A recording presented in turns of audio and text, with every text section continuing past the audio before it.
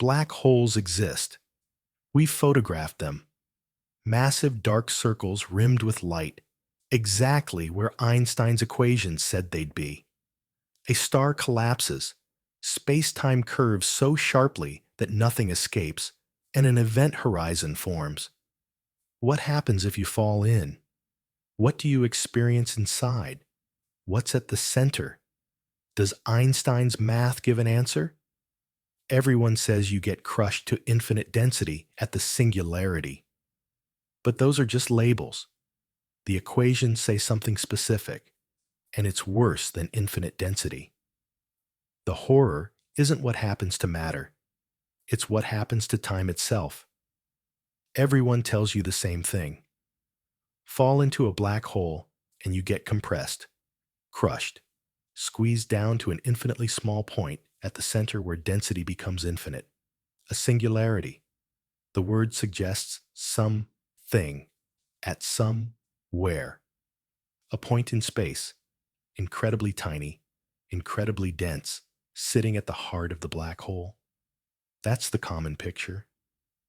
And it suggests the problem is spatial. You get compressed in space until you're infinitesimally small. But that's thinking about it in the wrong dimension entirely. Wrong. Well, not exactly wrong, but misleading. The equations don't describe spatial compression to a point. They describe something stranger. Here's what Einstein's field equations actually show. They describe how mass and energy curve spacetime. Outside a black hole, spacetime is curved, but recognizable. You can move freely in space. Left, right, forward, back. You're dragged forward in time, always 1 second per second toward the future. That's normal. But inside the event horizon, the equations flip. Space and time swap their roles. Not metaphorically, mathematically. The radial direction, inward, becomes time-like. The time direction becomes space-like. Outside the horizon, you can choose where to move in space, but not whether to move forward in time. Inside the horizon, you can choose your orientation in time, but not whether to move inward in space. You are dragged inward by the geometry itself, inevitably, the same way you're dragged forward in time outside. Which means falling into a black hole isn't like falling down a hole. It's like being dragged helplessly toward tomorrow. What does crossing the horizon feel like? From the outside, someone watching you fall would see something strange. As you approach the horizon, you appear to slow down. Light from you redshifts, dims. You seem to freeze at the horizon, your image fading to nothing. But from your perspective, nothing special happens at the horizon. You fall through it in finite time, seconds, maybe, for a stellar mass black hole, hours for a supermassive one. The horizon isn't a physical barrier. It's just a mathematical boundary in space-time, the point of no return. You cross it smoothly. But once you're past it, inward has become a direction in time. The singularity isn't a place at the center anymore. It's a moment in your future. You can't stop falling inward any more than you can stop time from advancing. Actually, falling is the wrong word. You're being dragged through time toward the singularity. Toward what, exactly? The singularity isn't a point in space. That's the fundamental misconception everyone has. Einstein's mathematics says the singularity is a moment in time, specifically a moment in your future after you cross the horizon. It's not where you're going, it's when. Think of it like tomorrow. Tomorrow is in your future. It's inevitable. It's approaching. You can move around in space all you want today. Walk north, south, spin in circles, but you can't avoid tomorrow arriving. The future comes regardless of your spatial motion. Same with the singularity once you're past the horizon. It lies ahead of you in time, not ahead of you in space. You can point yourself in different spatial directions inside the horizon. You can fire rockets. You can try to move outward. But the singularity is in the future of every possible path you could take, every trajectory. Penrose proved this rigorously in 1965 with his singularity theorem.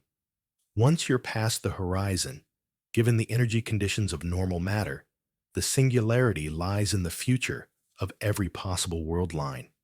Not just likely, not just probable, mathematically certain, geometrically unavoidable. The structure of space-time itself guarantees it. How much time until you hit it? That depends on the black hole's size. For a stellar mass black hole, say 10 times the sun's mass, with an event horizon a few tens of kilometers across, you have microseconds after crossing the horizon before reaching the singularity. For a supermassive black hole at the center of a galaxy, millions or billions of solar masses, with an event horizon millions of kilometers across, you might have hours, even days for the largest ones. But here's what those hours would be like. First, the tidal forces. Gravity gets stronger, closer to the mass, so your feet, closer. To the center, experience stronger gravity than your head. The difference stretches you. For a stellar mass black hole, the tidal forces are enormous. You'd be torn apart almost immediately after crossing the horizon, long before reaching the singularity. Spaghettified, as the term goes. But for a supermassive black hole, curiously, the tidal forces at the horizon are much gentler. The horizon is farther from the center, the curvature less sharp at that radius. You could cross the horizon intact, alive, conscious, still doomed, but you'd experience the fall. Matter of fact as that sounds, it's true. Assuming you survive the initial tides, what do you see? Look outward, back toward the universe you left. The light from outside appears blue, shifted, compressed in wavelength, higher in energy. The outside universe seems to speed up dramatically from your perspective. Time dilation from your extreme gravitational environment, falling freely in strongly curved space-time, means external. Time appears accelerated. Stars age rapidly in your view. They exhaust their fuel, expand into red giants, explode as supernovae, all within what seems like moments to you. Galaxies collide and fast forward. New stars form and die. You might witness billions of years of cosmic evolution pass outside in your final hours or minutes inside. Curiously, depending on the black hole's size and your trajectory, you might see the far future of the cosmos, the universe expanding, galaxies receding, stars dying out, before you reach the singularity. Look around inside the horizon. You'd see other infalling matter, photons that fell in before you or alongside you, all the light and material that ever crossed the horizon. The inside of the horizon is filling up, in a sense, with everything that ever fell in. Gas, dust, stars, light. But wait, if the singularity isn't at a central point, but rather lies in the future, then what does around you even mean? What's the geometry? What you see around you is other matter at the same moment in time, the same time slice as you, falling toward the same inevitable future. You're all moving forward through time together, toward the singularity that lies ahead of everyone. J. Robert Oppenheimer and Hartland Snyder calculated these collapse dynamics in 1939, before Oppenheimer's work on nuclear weapons. They showed mathematically what happens when a massive star exhausts its fuel and nothing can stop its collapse. Once the event horizon forms and matter crosses it, its fate is sealed. No force, no pressure, no physical process can prevent reaching the singularity. And here's where the mathematics stops being abstract and becomes viscerally real. As you approach the singularity, as you move forward in time toward it, the space-time curvature increases. The tidal forces grow stronger.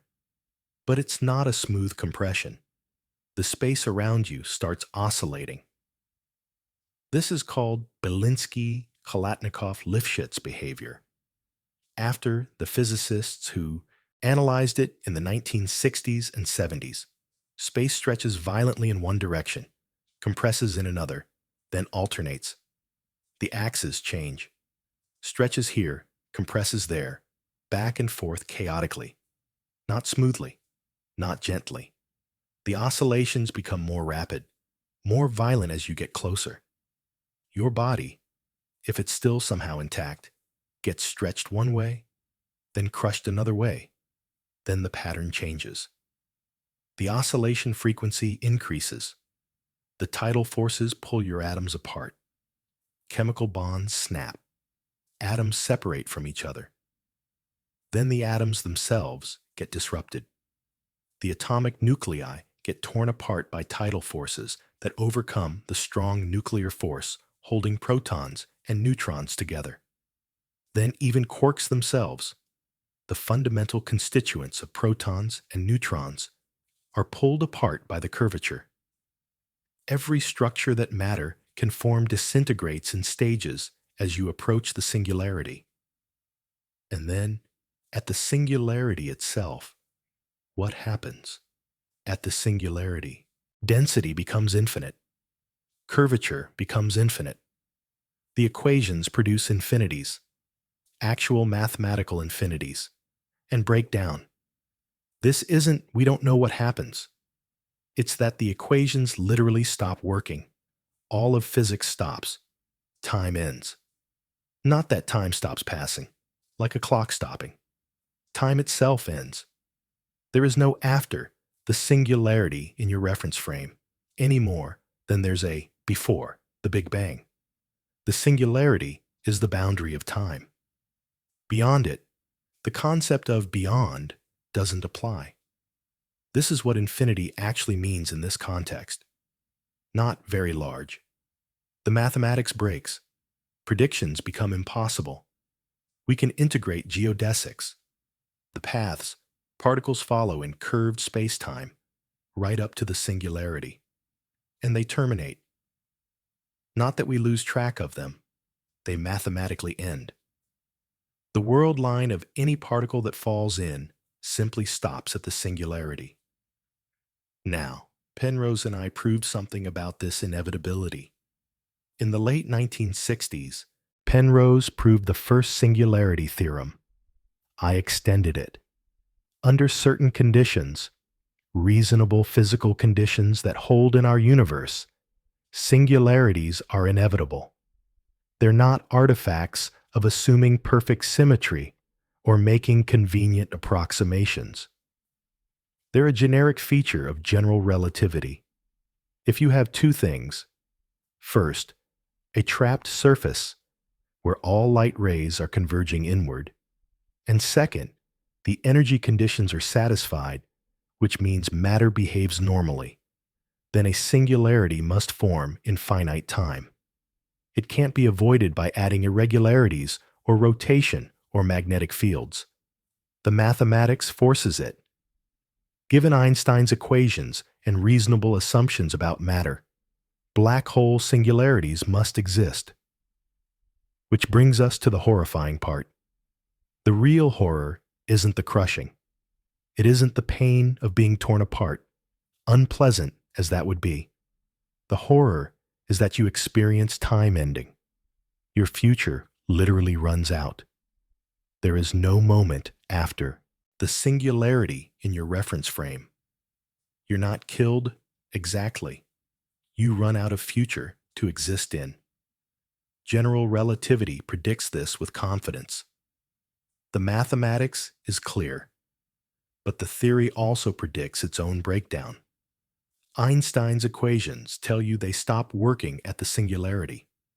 There's a certain self-awareness to it. The theory knows its limits. Of course, there's a problem here. Quantum mechanics. At extremely small scales, the Planck scale, about 10 to the minus 35 meters, quantum effects dominate. General relativity ignores quantum mechanics entirely. It's a classical theory. Near the singularity, where curvature becomes extreme and distances become tiny, quantum gravity effects must become important. And we don't have a complete theory of quantum gravity yet. String theory is a candidate. Loop quantum gravity is another. But they're candidates, not confirmed answers. We don't know which, if either, is correct. So the question is, might quantum mechanics resolve the singularity? Smooth it out somehow? Replace the infinite curvature with something finite? Maybe. Maybe not. We have ideas, but no tested theory. I spent decades working on related questions. The information paradox, Hawking radiation. In the 1970s, I showed that black holes aren't completely black. Quantum effects near the event horizon cause black holes to emit radiation. Virtual particle pairs form spontaneously near the horizon from quantum vacuum fluctuations. Normally, they annihilate immediately. But at the horizon, one particle can fall in while the other escapes.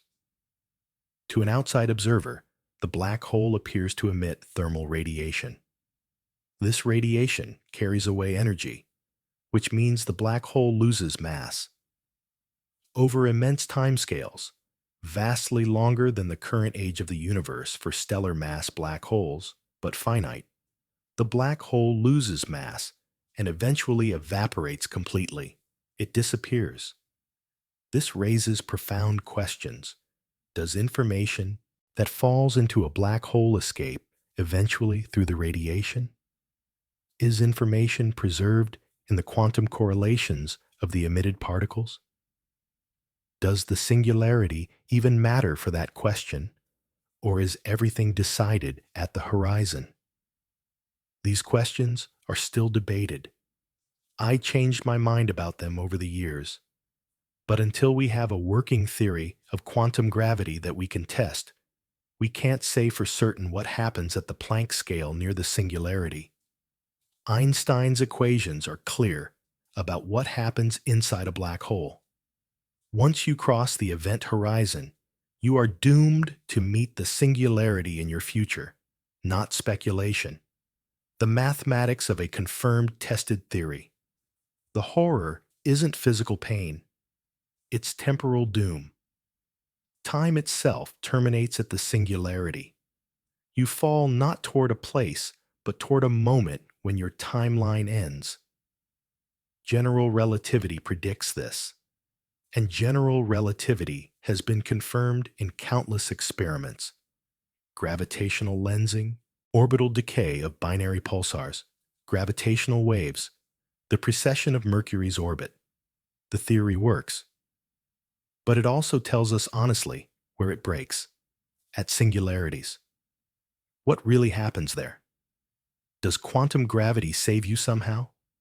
Replace the singularity with a quantum bounce or a smooth structure? We don't know yet. The equations break down exactly where we need them most. Rather embarrassing for physics, actually. Next question. What happens to the information that falls into a black hole? Does it disappear forever when the black hole evaporates, violating quantum mechanics? Or does it escape in the radiation, encoded in correlations we don't yet understand? Different story entirely. I've got to stop somewhere.